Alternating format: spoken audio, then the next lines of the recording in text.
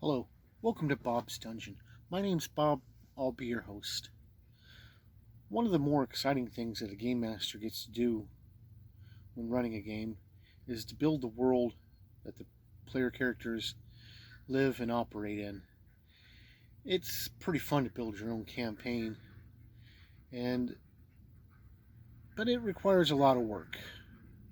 And some game masters might find it a little daunting sometimes to build a whole campaign and a world for the players to live and act in. So there are campaign settings that you can actually buy and use, Greyhawk, Forgotten Realms, and so forth. And you can change these up and tweak it to fit your own needs, add and subtract your own little tidbits. And that's what we're going to talk about in this video, is one of those campaign settings. We're going to talk about Scarred Lands campaign setting Ghelspad for 3rd edition Dungeons & Dragons. This book has 250 pages and a copyright of 2002. It was published by White Wolf Publishing, and all of the artwork in this book is in black and white, and it's pretty decent. So let's go ahead and take a look at that artwork. All of the artwork in this book is in black and white, and it is pretty decent to look at. And it does a pretty good job of setting a proper tone and mood for this campaign setting. To use this book, what you're going to need is this book and the 3 core rule books for Dungeons & Dragons: the Player's Handbook, the Dungeon Master's Guide, and the Monster Manual.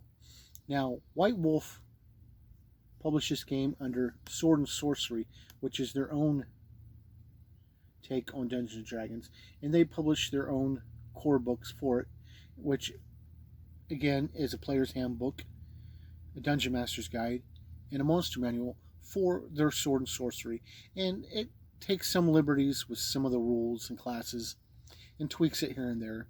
But all in all, you can use this book. It's fully compatible with regular Dungeons & Dragons. You'll also need a full set of dice. A full set of dice containing a 20-sided die, a 12-sided die, preferably 2 10-sided dice for rolling both tens and percentiles, an 8-sided die, a 6-sided die, and a 4-sided die. And you basically just build your characters and plop them down in this world. This campaign setting is pretty good.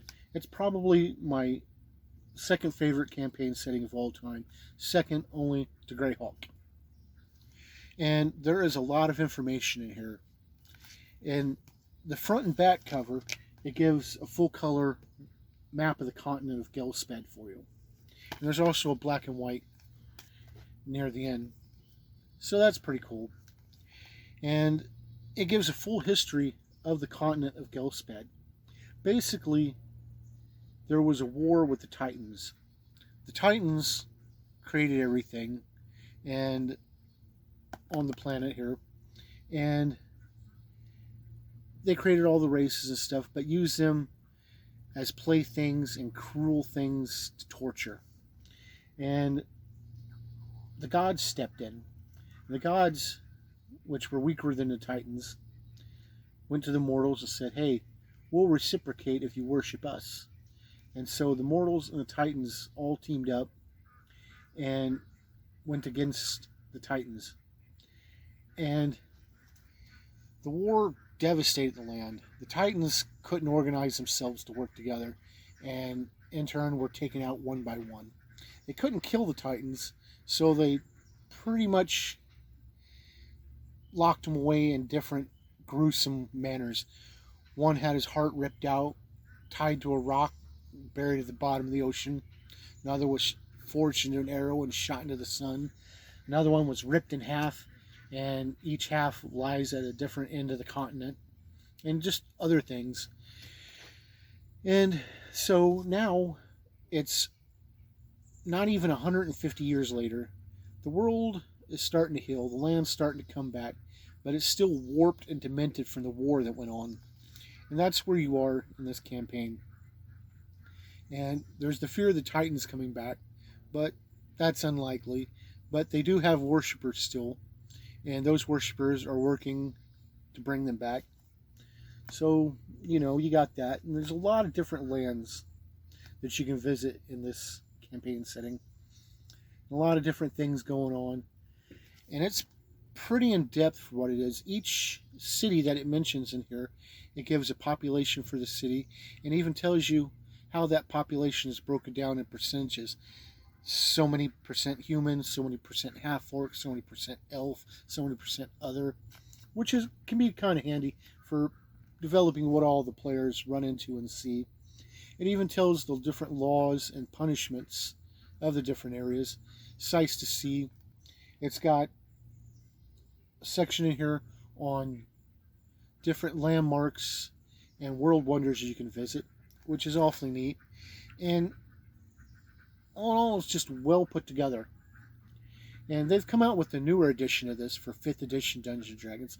I don't have that yet, but if it's anything like this one, it's probably something to really look into. This thing even comes equipped with some new prestige classes to spice up your game that your players can take. Those prestige classes are the Aerial Cavalier, the Brother of the Sacred Hand, of the Scarred Hand, the Forge Master, the Gold Knight, the Iron Knights, the Keeper of the Eternal Flame, the Knight of the Morning Sky, and the Renewer.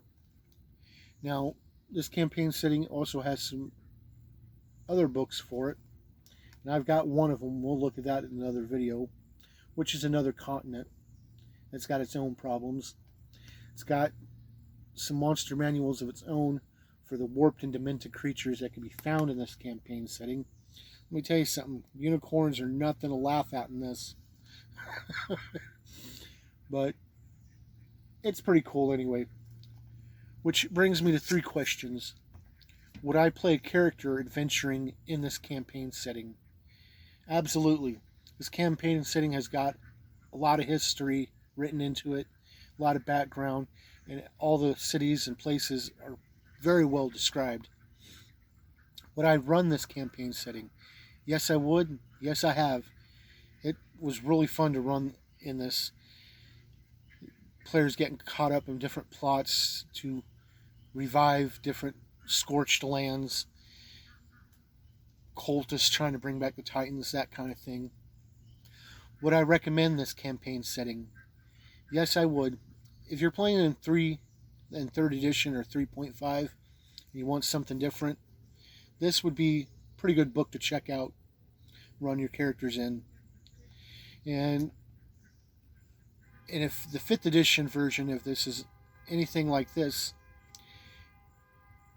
it would be worth checking out, because this book, this campaign setting, was pretty fun to run in. And like I said, it's my second favorite, second only to Greyhawk. So thank you for joining me to look at this book, and hopefully you'll join me next time where we'll talk about something else. Bye.